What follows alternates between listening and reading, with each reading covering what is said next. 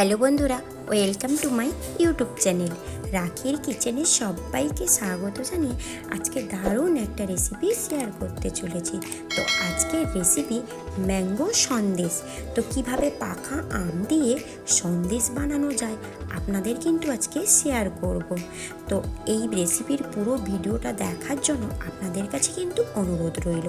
তো বন্ধুরা, এখানে আমি একটা পাকা আম নিয়েছি আর আমটাকে এইভাবে খুব সুন্দরভাবে কেটে নেব। আর কেটে নেবার পরে ভিতরের অংশটুকু একটা গ্রাইন্ডারে নিয়ে নেব আর এটাকে পেস্ট করে নেব। তো একটা পাকা আমে আমি নিয়ে নেব 1 লিটার মতো দুধ আর গ্যাসের ওভেনটা আমি অন করে দেব। আর এখানে নিয়েছি 1 লিটার মতো দুধ, এটাকে জাল দিয়ে ঘন করব। আর আমের সন্দেশ বানানোর জন্য মোটামুটি দরকার ছানা। তো আমি এখানে ছানা না দিয়েও কিভাবে সন্দেশ বানাবো আপনারা কিন্তু দেখতে থাকুন। তো এই দুধটাকে ঘন করে জাল দিয়ে আমি ঘন করে নেব।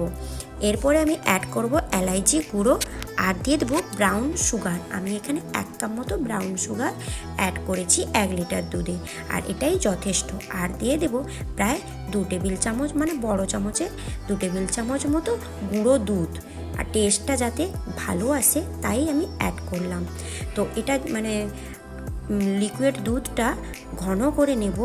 আর মাঝখানে যখন ঘন হয়ে আসবে, 1/2 লিটার দুধে পরিণত হবে, তখনই আমি অ্যাড করব আমের পিউরিটা, যেটা আমি পেস্ট করে রেখেছিলাম।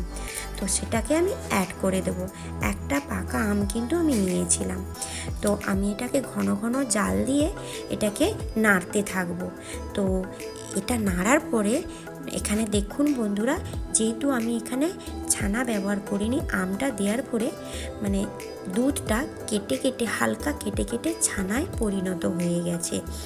আর এটাকে জাল দিয়ে হাই আঁচে আর মাঝে মাঝে মিডিয়াম আঁচে জাল দিয়ে দুধটাকে আমি ঘন করে নেব। আর ওই যে ছানার যে জলটা এক্সট্রা মতো বেরিয়ে আসবে সেটাকেও শুকিয়ে নেব। তো দেখুন বন্ধুরা, এটা আমার খুব সুন্দরভাবে রেডি হয়ে গেছে। তো গ্যাসের ফ্লেমটা আমি কিন্তু অফ করে দেব। আর এটা আমি এইভাবে তৈরি করে নিয়েছি। তো বন্ধুরা, এইভাবে কিন্তু আমের অনেক রকম সন্দেশ তো খেয়েছেন, একবার হলেও কিন্তু আমের সন্দেশ ট্রাই করবেন। তো আমি এখানে কোনো সুগার হোয়াইট সুগার ব্যবহার করিনি, আমি এখানে ব্রাউন সুগার ব্যবহার করেছি। অবশ্যই আপনারা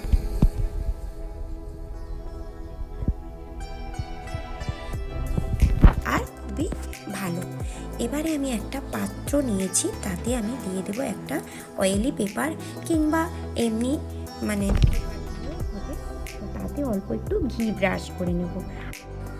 ব্যাস, আমার সন্দেশ তৈরিও রেডি হয়ে এসছে।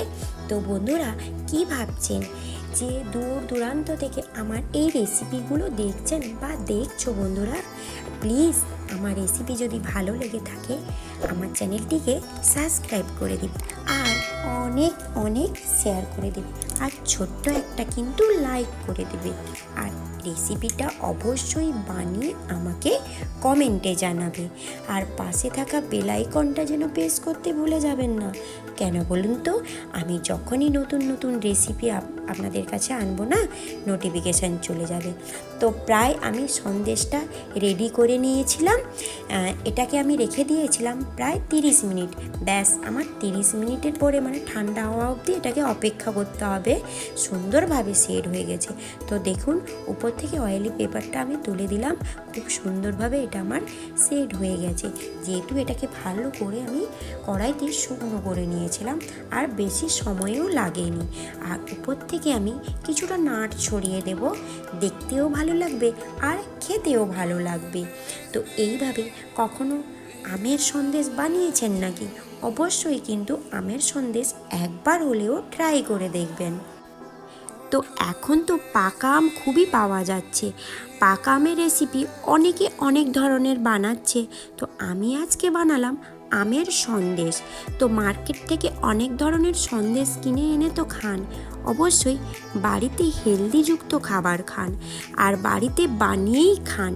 দোকান থেকে না কিনে এনে বাড়িতে তো অনেকের বাড়িতে দুধ পাওয়া যায়, তাই না?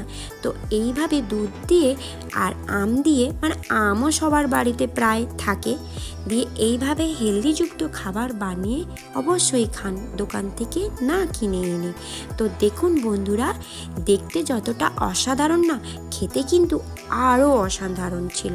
তো কিভাবে খুব সুন্দরভাবে সন্দেশটা আমার বানিয়েছিলাম আপনাদের কাছে কিন্তু পুরো ভিডিওটা আমি সেন্ড করেছি আর ভালো করে বলেও দিয়েছি, এটা কিন্তু বানানোর কোনো অসুবিধা হবে না।